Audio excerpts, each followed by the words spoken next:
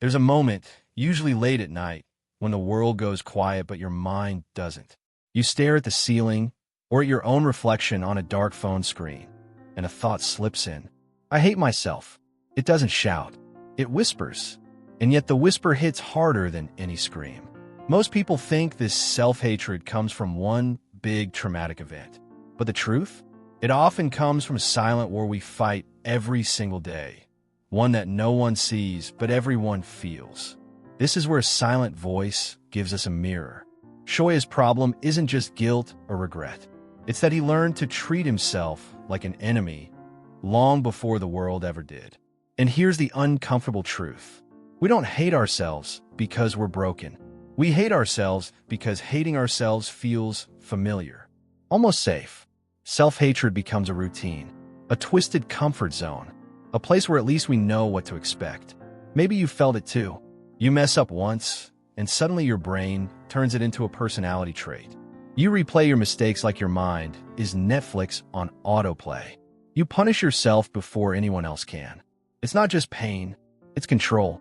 And this is the trap. Shoia believed that self-punishment was honesty. We believe that judging ourselves harder makes us responsible.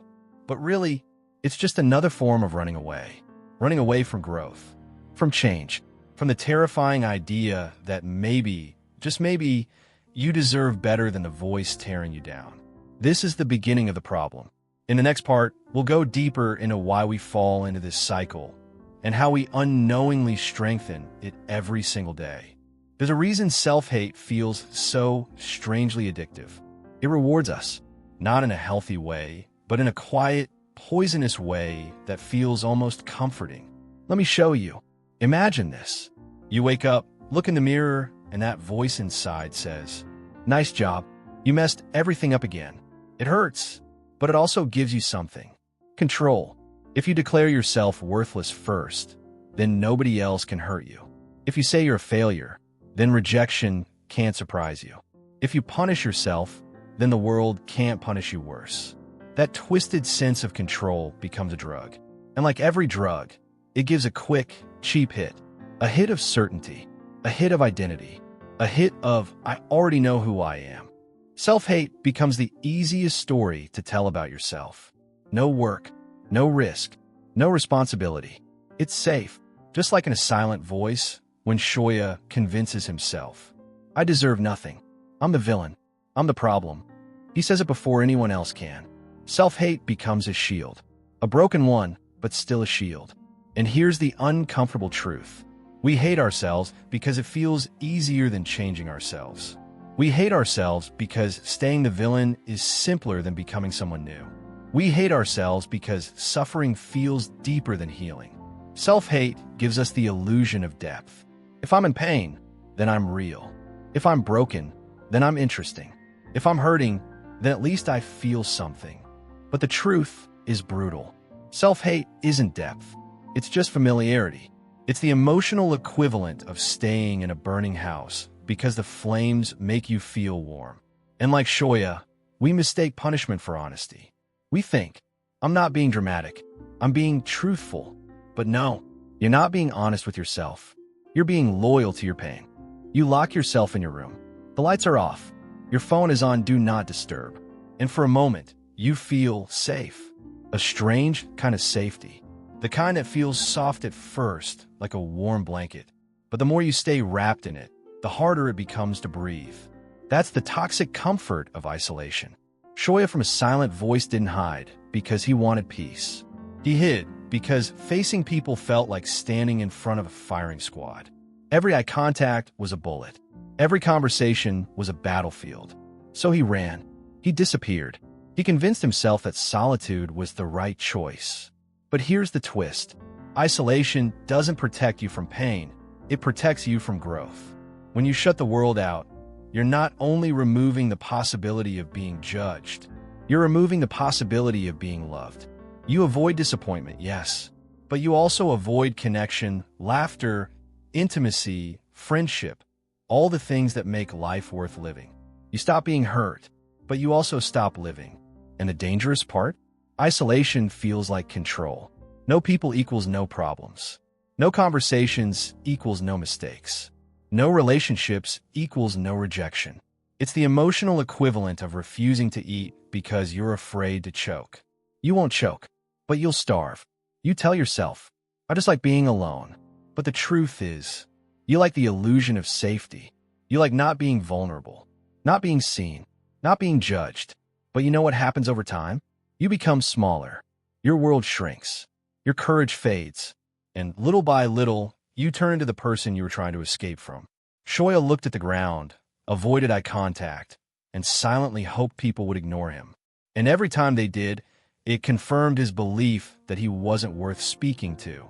Isolation becomes a trap, where you create the evidence, then use that evidence to prove your own negative beliefs. It's a self-fulfilling prophecy. You disappear, so people forget you. Then you say, see, no one cares. But no one can knock at your door if you keep it locked. Here's the brutal truth. Isolation doesn't mean peace. It means surrender, asterisk, asterisk. You're not protecting yourself from the world. You're protecting your fear from being challenged.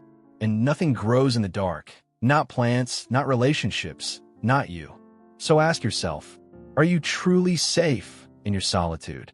Or are you hiding behind a blanket that already smells like fear, regret, and everything you gave up on?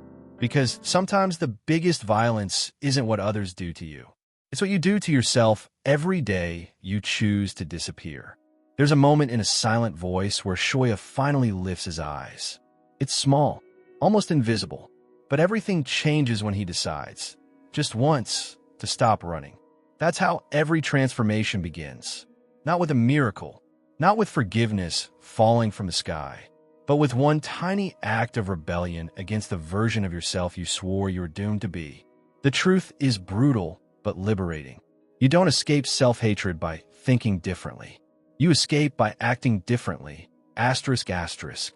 Action rewires the story you tell about yourself. Action interrupts the cycle. Action builds a new identity piece by piece, sometimes painfully, sometimes slowly, but always forward. So what does action look like? 1. You reach out, even awkwardly. Message someone.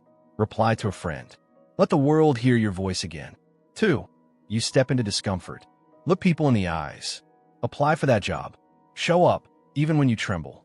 Courage isn't the absence of fear. It's walking with fear on a leash. 3. You let yourself fail publicly. Because growth is impossible without embarrassment.